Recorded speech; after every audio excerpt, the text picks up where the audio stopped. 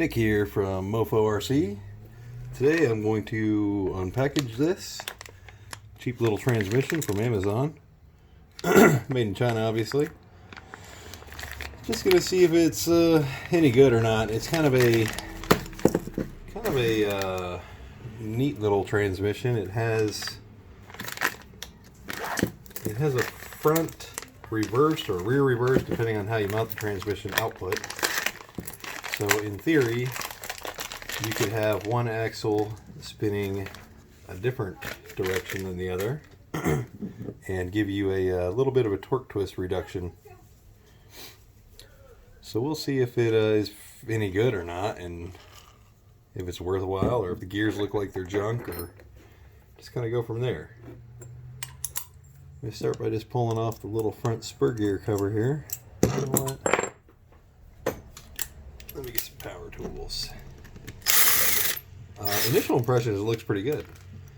The general shape and everything is right. The anodizing looks decent. The output here, when I spin it, feels pretty smooth. Okay, gear cover's off. You got your standard kind of 48 pitch gear here. Probably about the same size as a 56 if you're running 32 pitch.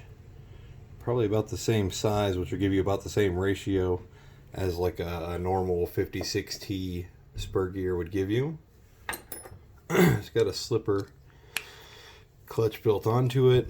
Gear is held onto the slipper drive there with 3 M3 screws.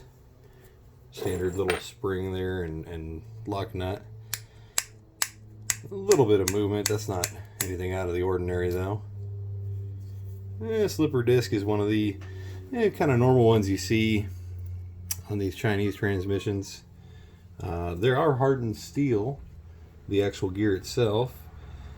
The little clutch hub here is aluminum. The inner hub is aluminum. This was an open box item. You can see it looks like it actually got ran for a little bit. Maybe really hard too. I don't know. It looks like that disc kind of spun a couple times on there. So either the slipper disc wasn't tightened up enough, or maybe maybe someone had a huge motor behind it. I don't know. This was open box. They're normally like 40 bucks. This one I got for like 25, 26, something like that. Looks like we have some kind of bigger 3mm cap screws here to take off the back parts. Let's pull it out and see what's inside here.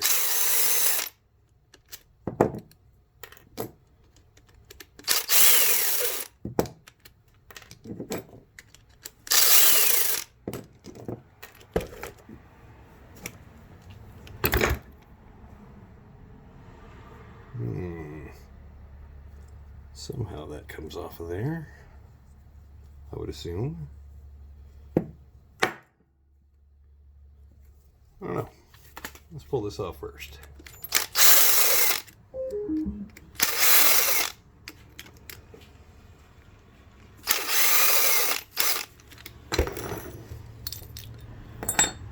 Okay, the little pin here, pretty standard. Most the AX10, scx10 style transmissions have that tiny little pin right there. Little spacer right there. One more bolt here, or screw. Dang, it's almost like somebody glued this thing together. Get a little screwdriver and pry that apart.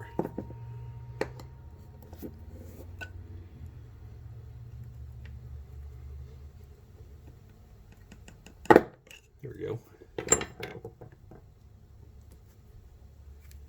So obviously you probably don't want to have to do this at home for any reason, so I'll do it to mine and you can see what's in there.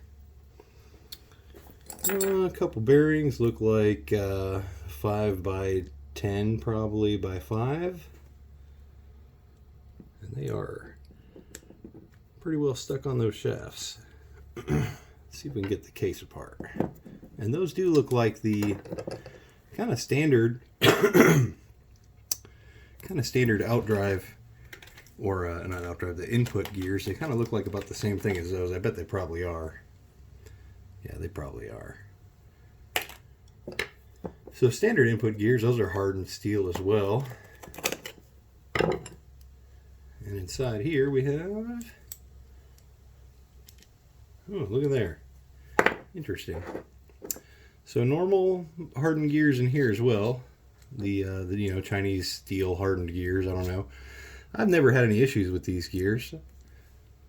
One thing a little strange, they have a bearing here, and they have a bushing in there as well to make it the same size as the bearing. And then the output shaft is an actual, just a shaft with a pin through it. That's maybe a little concerning, but not anything too terrible. If you don't have too much power running behind it, you probably won't break that pin.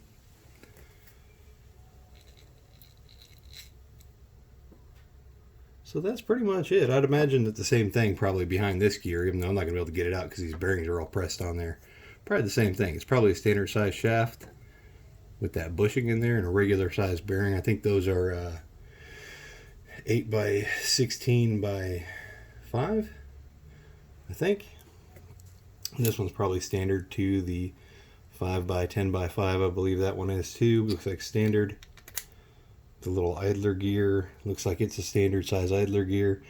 Everything in here looks pretty standard. It looks like they just added this little tiny casing on the back and used a shaft instead of a regular output gear that is one piece, so that they could pin that gear on and then make that gear on. Let's see if I can get a little closer view of that. All in all, I would trust this. I would trust this in something I'd be running. Looks like a pretty decent buy. And I think they're about 40-45 bucks. If you're lucky enough to find one open box like this one was like 25 or 30, I think. That'll probably do it for the day. I'm going to close this out and put it all back together.